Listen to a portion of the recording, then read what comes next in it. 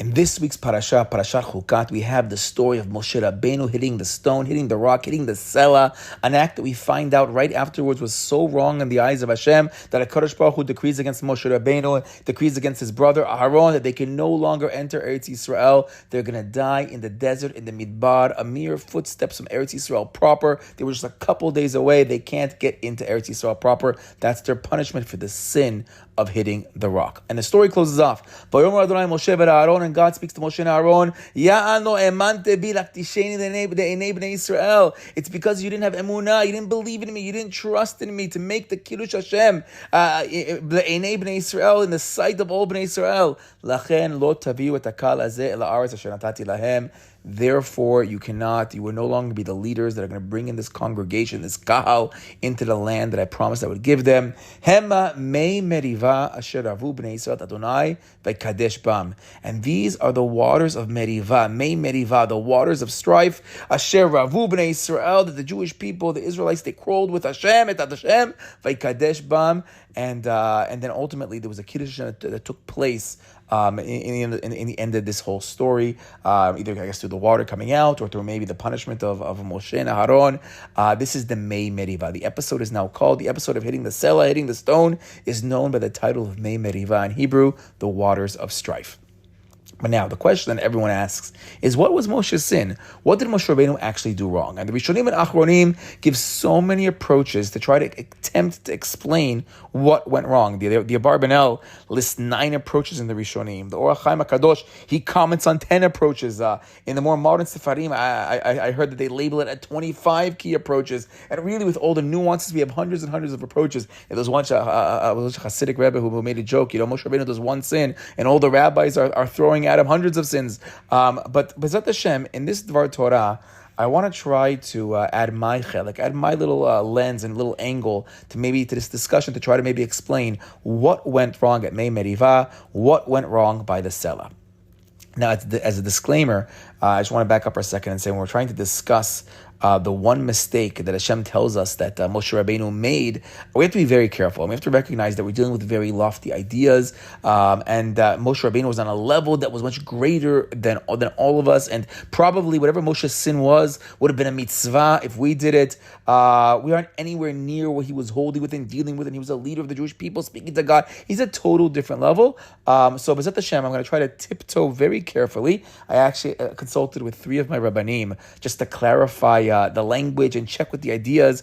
Some of these ideas I was a little bit more nervous to say over, and if there's anything here that I say, sometimes we're going to get a little bit deep in this Dvar Torah. So if there's anything here that I say that sounds totally off, please message me. And if it's really off, the mistake is totally mine. But B'ezrat Hashem, I want to try to give us one more angle on this story, one more lens to the story of Mei Meriva. Okay, so our story starts off. Let's go back earlier in the parasha. Vayevohu bnei Israel kol ha'edah midbar tzin. And the Jewish people are now traveling in the wilderness of Tzin. The whole nation is getting there. Bechodesh harishon v'yishav ha'am b'Kadesh. And they get to the new moon. They get to the place of Kadesh.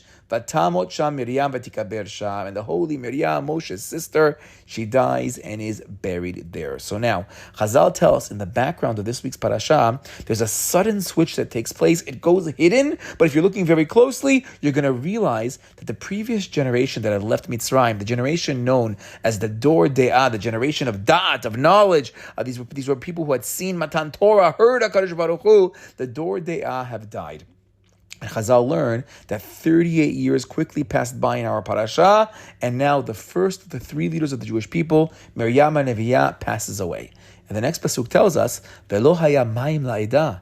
And the community ran out of water. There was no more water. So they all joined up and they gathered around. They congregated on Moshe and Aaron. The language of Al sounds a little bit more ominous. Aaron at first thought that the Jewish people were coming to console him and Moshe because they were sitting Shiva, as we spoke about in last year's Dvar Torah. But the language is much more ominous. They're coming to congregate on top of Moshe and Aaron. Now, What's this idea that the water disappeared? Where did the water go?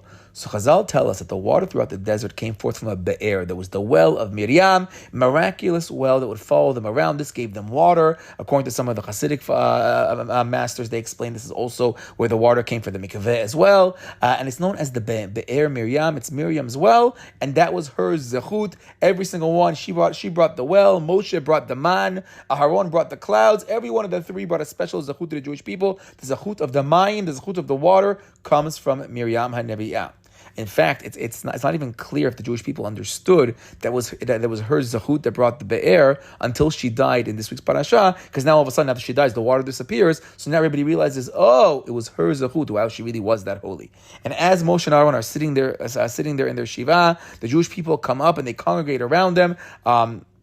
Some learn that it's particularly the Eruv Rav, because the Zohar learns that whenever we have the language of an Am Yisrael as opposed to Bnei Yisrael refers to the Eruv Rav, and they come to fight with Moshe over the lack of the water, as the Pasuk says, Vayarev Ha'am im Moshe. And the people, the Am, the nation, maybe the Eruv Rav, come to quarrel with Moshe Rabbeinu.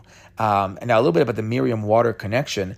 What do we know about Miriam and water? Miriam herself is the one who stands by the water when there's baby Moshe in the Teva is being left there by his mother, and she stands and she's watching until eventually Bat Paro picks up Moshe Rabbeinu. Then Miriam comes up to her and says, "Oh, I have someone to nurse him." Miriam is standing by the water to protect her brother. Miriam's also going to be by the Yam Suf with the women after they split the sea. She's going to be the one to go out there and sing the song with their timbrels, with their instruments.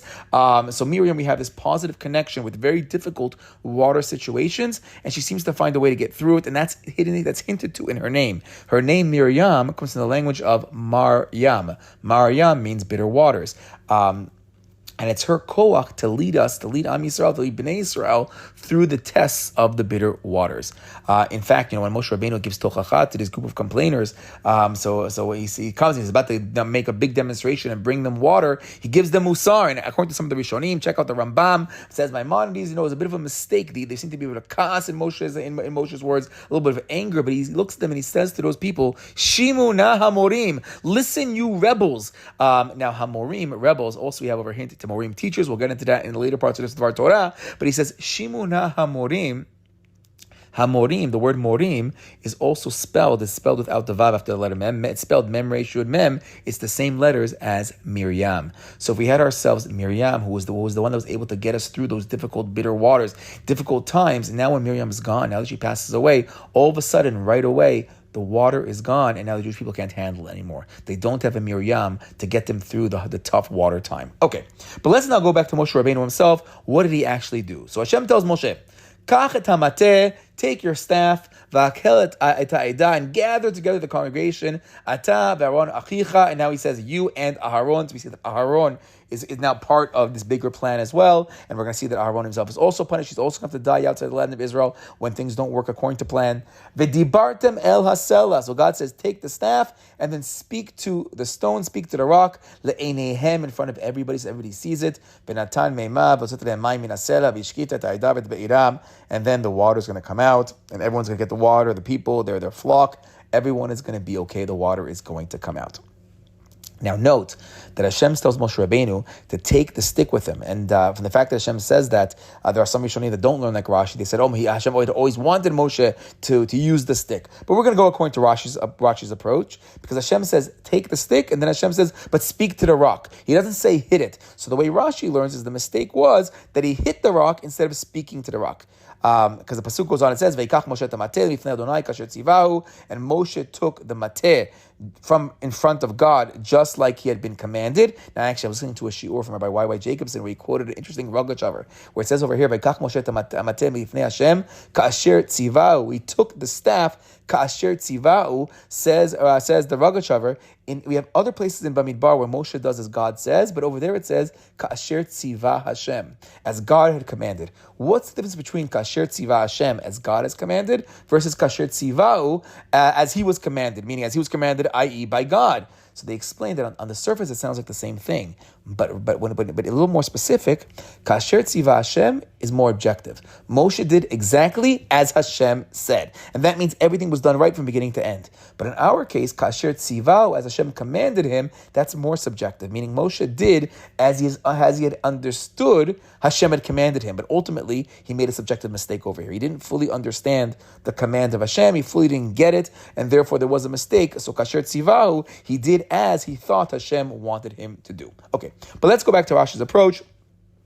Hashem asked him to speak to the rock. He instead chooses to hit the rock. Now, we spoke in previous years, okay, then, but if that's true, then why does Hashem tell him to take the mateh? Why take the staff with you? What do you need the stick for if you're supposed to speak to it?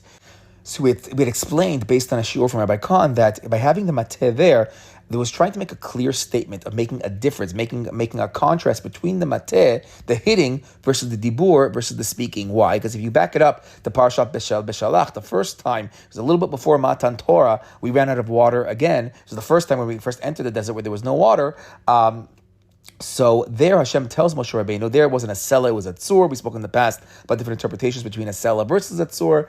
But Hashem there tells Moshe to take the mateh, take his staff, and to hit the rock. So back then, we were on the level that we needed to be hit. There's even a midrash that says back then when the Jewish people were younger, with the younger kids, when you're giving musar, you're teaching, you have to be a little bit tougher. You have to make sure before they run out into the street, you got to give them a bit of a smack. You can't be as soft. But as a person gets older, you can't be tough. You can't be hitting a stick. You have to be you have to speak to the neshama. You have to use dibur. Dibur is a way to bring it out from within. You have to use the process of speech. So originally when Am Yisrael was younger, when Bnei Yisrael were younger, we needed to do the hit. But now when we're older, now you got to speak to them. Now you got to use the koach of the dibur. And that should have been some kind of bigger Kiddush Hashem. And now Ayen all the Mefarshim for what the Kiddush Hashem should have been. But the Kiddush Hashem of dibur was much greater than mateh. And Hashem wanted the mateh there to make that contrast and say, oh, we're not using the mateh this time because now you guys are on a higher level. Now we're going to use the level of dibur. We're going to use speech to bring forth the water and make a much greater Kiddush Hashem. But Moshe Rabbeinu messes up and he hits the rock instead, according to Rashi. And the Torah tells us he hits the rock twice. Vayarem Moshe et yado, vayachet hasela b'mateu pa'amayim. He picks up his hand and he hits the stone twice. Vayatzu mayim rabim b'atesh ta'ida u'v'iram. And the water comes out. Now there's enough for everybody, for them and their flock. Everybody gets to drink. Chazal tell us that the first time we hit the rock, the water only came out in tipot. It only came out in drops. So therefore he has to hit it a second time to get out the rest of the water. As Rashi writes, why did he hit it the second time? Because the first time he hit it, there was only a couple of drops. It wasn't coming out the way it needed to for the whole people. Okay, so that's the background of the story. That's the simple pshat, simple Rashi, what took place in the hitting of the rock in meriva. Now, L'anut da'ati, here's what I was thinking in the story. Moshe Rabbeinu hits the rock the first time, and only a little bit of water comes out. Then he hits the rock a second time, and now more water comes out. We have over here a case of mayim. We have ourselves a case of double water. Now, mayim is a code phrase that takes us back to Rebbe Akiva's warning to his colleagues, to his rabbinical colleagues, that before they ascended up to the Pardes, before they went up to the highest levels of Jewish wisdom, he warns them, don't say mayim.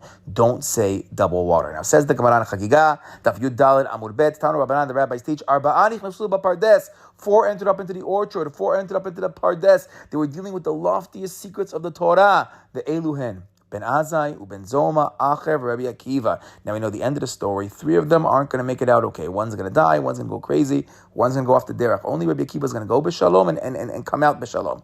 Amar le'em Rabbi Akiva. But now before they go up to the Pardes, Rabbi Akiva tells them, Keshatem magi'in etzel avnei shayish tahor. When you come up to the pure marble stone, we have ourselves a rock in this story as well. When you come up to the pure marble stone, al tomru mayim.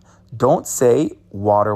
Mishum shenemar, because the pasuk says, dover shekarim lo yikon neged einai, because when you get to that high level, that lofty level, it says, he who speaks falsehood, he who speaks sheker, is not going to be established before my eyes. Hashem is not going to allow sheker. And to say mayim, to say water, when you come up to that stone, that would be a lie. We'll speak about this in a later part of the recording. We'll speak maybe about what this actually means. Now, Rabbi Akiva, though, teaches us, don't say mayim. And we spoke in the past that what's Rabbi Akiva trying to help them do? He's trying to help them reach the 50th gate of Bina.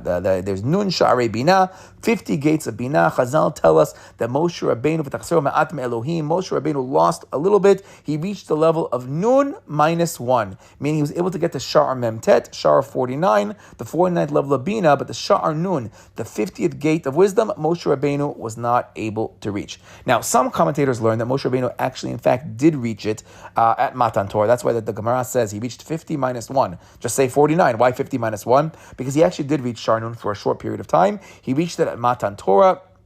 But then after the Chet HaEgel, after the sin of the golden calf, Hashem tells him, Lech, red, Lech is Gematria 50, Lamed Kaf is 50, red, go down. You have to go down a level. You are not allowed to stay up on this level of 50. You have to be, as long as the Jewish people are sinning down below with the Avodah Zarah, you have to be red, you have to go down. And what is red? Red is Reish Dalet. Reish Dalet also is, they're confusing the Echad, the oneness of God, with Acher, of Avodah Zarah, Chas Shalom. We have Echad, Acher, the only difference is the Dalet and the Reish. This is the switching of the letters Dalet and Reish. Lech, red, you can no longer be on the 50, you have to go red, you have to go down with a mistake of the Reish Daled, which then takes us back to the Chet of Adam Rishon, where he too is punished with the punishment of Kotz V'Dardar, the ground now that with the Garden of Eden, which everything was so perfect, now you're going to have to go out there and work the land, and you're going to have yourself what's called Kotz V'Dardar, thorns and thistles, Dardar. Dardar is also the letters Daled, Reish, Daled, Reish. There was a mistake in eating of the Etzadat. There is a bit of a mistake similar to the concept of not recognizing God. They wanted to become gods themselves, so to speak, as the snake tried to entice them. We have a bit of a type of an Avodah Zarah over here. It's a Daled Reish mistake. And so too the word Kotz. Kotz means thorn, but Kotz also corresponds to the last stroke of the quill that separates the two letters, Daled and Reish. That little corner, little stroke, that's the Kotz as well. And now that's the punishment. So the punishment after the Egel, so too the punishment after eating from the Etzadat, was a concealment of some of the holy light, the great Orot of HaKadosh Baruch Hu, hiding away some of the deepest secrets of the Torah, those letters that flew off the first Luchot. And this too is a midrashic understanding of the word Kotzim. Kotzim means little thorns, but they're also understood to be the small crowns of ink on top of select letters in the Torah. On certain letters of the Torah, there's like a little crown, a little thorn. Those are also known as kotzim. And on those kotzim, the Gemara tells us that Rabbi Akiva would doresh, he would learn tilim, hills and hills of halachot, of Torah. Rabbi Akiva would expound all the secrets of the Torah. And even though it was lost, was hidden away, Hashem is retying, is recrowning those letters onto the Holy Torah. But we now have to toil in order to reveal that holiness. Okay, so that's the meaning of Moshe Lech Red. The Jewish people aren't on the level of Sha'ar Nun; they are on the 50th level. So Moshe Rabbeinu, you have to go down because you can't be their leader and be on a different level than them. You have to be with them and be the leader where they're holding in life. Now, some commentators learn that Moshe Rabbeinu at the end of his life made it back to that Sha'ar Nun, as it says that he ascended at the end of his life up from the plains of Moab. Moab is Gematria 49, up to the mountain known as Har Nevo. Har Nevo stands for Nun Bo, Nevo, Nun Bo. 50 years over there, he made it back to the level of the 50 at the end of his life. So eventually Moshe Rabbeinu was able to make it, and this actually may help us understand a different Gemara, a different cryptic Gemara, when Moshe Rabbeinu was taken into the future to one of Rabbi Akiva's classrooms, and he hears Rabbi Akiva teaching Torah, and he can't understand the teachings. They were too high, too lofty, and he asks Hashem, why don't you pick this holy man, Rabbi Akiva? Why wasn't he the leader of the Jewish people? Why didn't he receive the Torah for Bnei Israel? And then Moshe hears one of the students asking Rabbi Akiva, where did you learn this from? What's the source for this halakha? And Rabbi Akiva says, this teaching, this crown is a halakha that Moshe Sinai. It actually goes back to Moshe Rabbeinu. Okay. But excluding those 2 short periods of time, by Matan Torah, and then at the end of Moshe Rabbeinu's life, Moshe for most of his life was on the level of the Memtet. He's on the level of the 49. Now the Mekubalim bring down that the concept of the Mateh of Moshe, Moshe's staff, his holy stick, his walking stick, if you look at the word Mateh itself has the letters in it of the Memtet. It's spelled Memtet. Hey, it's a hint to the Mem and the Tet, that was the level of Moshe Rabbeinu. Moshe Rabbeinu is now symbolized by his staff, and he's symbolized by being on this level of the Memtet. So now, Lanu Tati, when Moshe Rabbeinu was standing in front of the Sela is a hint to the Abnei Shayish Tahor. It's a hint to the 50th level of total purity, of total Tahora. But he's standing there with the Mateh being the 49, the Memtet. And now the Mateh was supposed to stay on the side, and he was now supposed to speak to the Sela, and instead now go and uplift himself, and maybe even all of Am Yisrael, up to the level of the Sha'ar Nun. He was supposed to leave the Mateh on the side, and he'll go directly to the level of 50. But by using the Mateh instead of the of Dibur, the full tikkun never happened. And we remained on the level of the 49. And thus, by hitting the rock twice, we were left with Mayim. We didn't make the full tikkun. We didn't make it to the Sha'ar Nun. So Lanu Da'ati, this episode of Mei Meriva was an episode of similar to Rabbi Akiva and his colleagues trying to go up to the Pardes. But is that really true? Is that really what was going on? Was this moment at the rock such a great moment in Jewish history, more similar to Matan Torah than any other part in the Chumash? Is that really what's going on?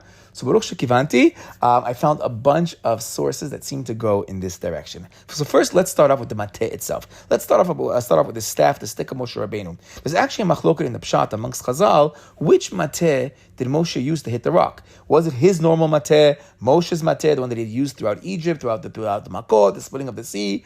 Or was it Aaron's mateh? We just saw in last week's parasha another story of rebellion, Korach's rebellion, and Aaron's staff, ultimately flowering is the final scene closing off the rebellion and saying that no, really, Aharon and Moshe, these are supposed to be your leaders. So maybe it was that mateh, because that's the mateh you use to fight against rebels. Moreover, I saw amongst the Achronim, there's even a machloket. Maybe the mistake was that Moshe took the wrong mateh. Maybe he was supposed to use his mateh and he used Aaron's mateh, or he used Aaron's mateh, he was supposed to use his mateh. But even that's a machloket. Maybe he used the wrong mateh. So while it's a fun machloket in the Pshat, there's a Zohar in Mishpatim. This is the Raya Mehemna Daf Kuf Yud Tet Amud Aleph, which shines light on the source of the koach behind Moshe Rabbeinu's mateh. So says the Zohar, we're going to read it in the Hebrew Targum. Now the Zohar is speaking about Moshe's particular mateh that was used, and it actually uses the staff. It explains the staff was a bit of a symbol of what was Moshe Rabbeinu's personal spiritual level. Okay, so says the Holy Zohar in the Hebrew translation.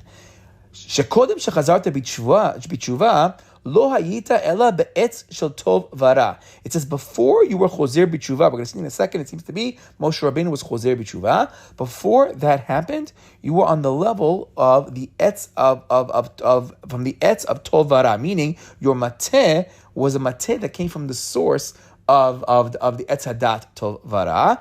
And this is the level of Eved V'Nar Hayashivcha Betchila. Originally, Moshe Rabbeinu, you were called an Eved, you were a servant of God, you were called a Nar, you were a young lad, as the Pasuk says, V'hine Nar Boche. When Moshe was a baby, he's called the Nar Boche. He's called the Eved Ne'eman. Zeu Shekatuv Lo Ken Avdim Moshe B'chol Beiti Ne'emanu. So Moshe Rabbeinu, in his original level, was a little bit lower level. It was the level of the Etzadat Tovara. It was the level of being an Eved and being the level of a Nar. Ve'oto hara Hashutav shela eved garam lecha lachto basela. And you want to know what led you to sin? It was the rod that's connected to the level of an eved. That's what got you to sin with the selab hitting the stone. Mishum sha'mateh shenimsar lecha haya shel etz tov vara matat tov samech mem ra. He says that this mateh that you had came from the Etz Hadat Tov Vara, which has in it both good and evil, and symbolically and angelically, it has in it the angel known as Matat, who is Tov, and the angel known as the Samech Mem, which is Ra. Now, we mentioned in the past that Chazal learn, when a person learns a particular halachic topic, any topic has within it memtet ways to learn that it's tahor, and memtet ways to learn that it's tameh. And Moshe Rabbeinu actually prayed to Hashem, why can't you just give me the easy halacha? But Hashem wants us to actually toil and learn the halachot and derive the halachot out. And when you try to derive it out, it comes out to memtet tov and memtet ra. So it's no coincidence that this angel that's part of the Etz Hadat Tov Ra, the tov part, his name actually is spelled memtet tet ra reish vav nun. We pronounce it as matat, but also has in it hinted to this concept of there's a memtet this way and a memtet that way. But on the 50th level, at least according to the Leshem, we only have tahor. We only have the shaish tahor that Rabbi Akiva is speaking of. That's the higher level. But Moshe Rabbeinu, at least at the beginning part of his life, before he does teshuvah, according to the Zohar, he's on the level of the na'ar, he's on the level of the eved, and there is a bit of ra in there, which makes it a possibility for him to sin with the sela. And the Zohar continues, but he says, but after you were chozer b'tshuva, and now you cling to the etz hachayim, you're now no longer called an eved, you're no longer called a servant of Hashem, but now you've been changed over into a ben kadosh, a ben lakadosh, a son to the Holy One, to Hashem, Baruch Hu, and now the mateh that's now in your hand is the mateh from the etz hachayim. So Moshe Rabbeinu's mateh is going to be switched over from the Etz Hadat Tovara to become the mateh of the Etz HaChaim. Okay, so in the episode of the Sela, Moshe's staff is coming from Etz Hadat Tovara, and that's why there's the ability to do right, to make a mistake, but later on he's going to be only Kulo Tov. Now, a similar teaching to this Zohar I found in the Yakut Re'oveni. Yakut Re'oveni is probably basing itself off of this Zohar, but it says the Yakut Re'oveni, Mateh Moshe Ayam Etz Hadat Tovara. The staff of Moshe Rabbeinu was from the Etz Hadat Tovara, Umatat v'Samech Mem, and inside it you have the koach of the angel Matat, the good one, and the koach of the Samech Mem. V'shutafut shaya l'Samech Mem, hu gorem sheikam Moshe et hasela v'avar al mitzvot HaKadosh Baruch Hu, and because the Samech Mem, the Yetzer Hara, the Satan, so to speak, has a certain koach in this stick. That's what got Moshe Rabbeinu to sin.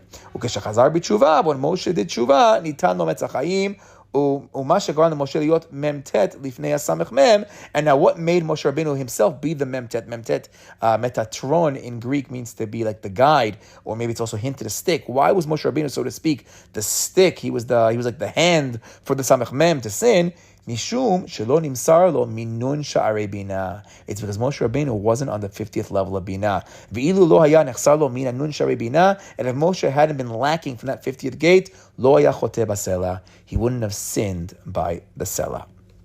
Now, derech agav, what was Moshe Rabbeinu's tshuva? So it appears in the section right before in this Zohar that his teshuvah came from the koach of his tefillot, in the koach of the Shem Sefatayis that he's going to say, along with the songs he's going to sing to HaKadosh Baruch Hu, as it says over there. Umishum she'ata tishtadel b'chol yom b'shtei asfatayim shecha b'tfilah, since you're going to now try and work every single day with your two lips to pray to HaKadosh Baruch Hu. L'shabech it riboncha be'adonai sefatay tiftach b'shtei asfatayim shecha. You're going to say the language of Hashem Sefatay tiftach, the language of the Shemona Esrei of the Amidah with your two lips, b'niviim ktuvim, and you'll be holding in all the levels of the Navi and the Ktuvim, umikol minei zemer v'nigun b'tfilah, and the songs of the Tfilah, HaKadosh Baruch Hu horido tam b'shatayim shelcha, that Hashem is going to bring down into your lips. It appears from that section over there that the teshuvah of Moshe Rabbeinu is going to come through his tefillot. And I was wondering, I was assuming, and actually Rabbi Kani agreed, that it's coming from this is what we have in Parshat V'etchanan, when Moshe Rabbeinu is going to pray 515 prayers to HaKadosh Baruch Hu to annul the decree. This Zohar sees this as a teshuvah, and it seems to be that HaKadosh Baruch Hu answers his tefillot and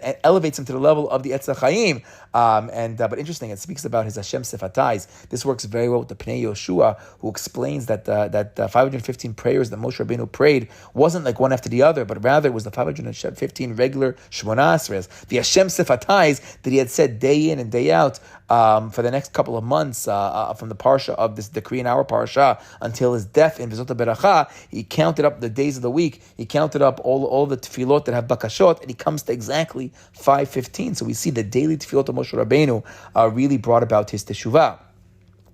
But I'm wondering if when Hashem tells him to stop praying, Hashem then tells him, Rav Lach, Moshe Rabbeinu, stop praying. It's enough. You can't get to that 516. You're not going to make it into the land of Israel. But maybe based on this Zohar, it's true that Moshe won't be able to lead the Jewish people on the level of the Sha'ar Nun, but maybe he himself is able to get to the Sha'ar Nun, because he says, Rav Lach again is 50. I'll put you could be on that level of the 50. You could be the rabbi, the Rav Lach. You could be on the 50th level. I'll give you the Sachar, as Chazal tell us, that Hashem asked him, why do you want to go to the land of Israel? Do you want to eat the perot? Do you want the Sachar? Hashem says, I'll give you the Sachar without even doing anything. Meaning maybe Moshe Rabbeinu, at least on a personal level over here, Hashem is telling him, I'm going to raise you up to that level of the 50. I'm going to raise you up to the Etz HaChaim. Meaning, Moshe Rabbeinu, your tefillot worked for yourself, and you got back up to that level. You're no longer the Eved. You're no longer the level of the Na'ar. The Na'ar, we also mentioned in the past that Matat is known as the Na'ar. Matat, also known as Chanoch. Chanoch et Na'ar. We have ourselves this concept of the Na'ar, of Moshe being on the level of the angel Matat. Moshe stands for Moshe Sar Panim Mem Shin Hey. But now, Moshe Rabbeinu, you're being elevated, as we mentioned a couple weeks ago in the Megillah Mukot, as we're saying now in the Zohar. Now you're going up to the level of the Ben, or maybe we could say, as we said in the past, that we're going to see in Sefer Devarim, he's now going to be known as the Isha Elokim. So if a little bit was lacking, he was lacking that last gate. Now he becomes the Isha Elokim. He gets up to that Etz HaChaim. He gets up to that 50th level. We actually gave an interpretation in the past. Why is it that Rabbi Akiva was zochet to the level of the Sha'ar Nun in his lifetime, but but Moshe Rabbeinu was not, because Rabbi Akiva was the Baal Tshuva. And we know in a place where the Baal Tshuva stands, a tzaddik gamor can't stand. But Moshe Rabbeinu was never a sinner. He never got to do teshuvah me'ahava, which can get you to that even greater height, because he never sinned. Now, we're not telling anybody to sin in order to get to a higher level, but it could be that this lack of teshuvah never was able to get him into that final gate. But we see from this Zohar that maybe the sin of the Mei Meriva and his subsequent teshuvah that he does through his tefillah, maybe that finally gets him into the Sha'ar Nun. That's just going to take him up to the Etz HaChaim. But I only want to say that as an ulai, as a maybe. I did see one of the Mefarshei of the Zohar there actually want to go in that direction, but it's still only an ulai because as the Gra learns on this Zohar is actually much more symbolic of the status of Am Yisrael, that the real reason why Moshe Rabbeinu was on the lower level was because of the sin of the ego, the sin of the nation. The nation was always on that lower level, and now we got to keep Moshe down at that lower level. And the Gra learns that the teshuvah that it's speaking about of Moshe Rabbeinu and the tefillot is really teshuvah of the future. It's a teshuvah that's going to take place, he writes, in the fourth and final galut. It's a teshuvah that when Am Yisrael gets up to that level, then Moshe can get back up there. So based on this approach, it's not that Moshe Rabbeinu couldn't reach the 50th gate because he never sinned, but rather the exact opposite. It's because the Jewish people had sinned. That's when Moshe had to be lowered from the 50th level, and it's only after the Jewish people do teshuvah that Moshe Rabbeinu can get back to it, but it's not actual Moshe Rabbeinu in himself and his level of actions. Okay. So this is part one of the Dvar Torah. Moshe Rabbeinu had the opportunity to get back to that Sha'ar Nun, but ultimately he hit the rock. He remained on the level of the 49, of the Memtet, of the Mateh. And B'ezrat Hashem, in part two, I want to focus on why this great opportunity was taking place right now in Parashat Hukat, and how is it hinted to in the parasha, and why did Moshe Rabbeinu not go all the way? Why didn't he speak to the rock? And ultimately, what does this mistake mean in our Avodat Hashem in today's times? Shabbat Shalom.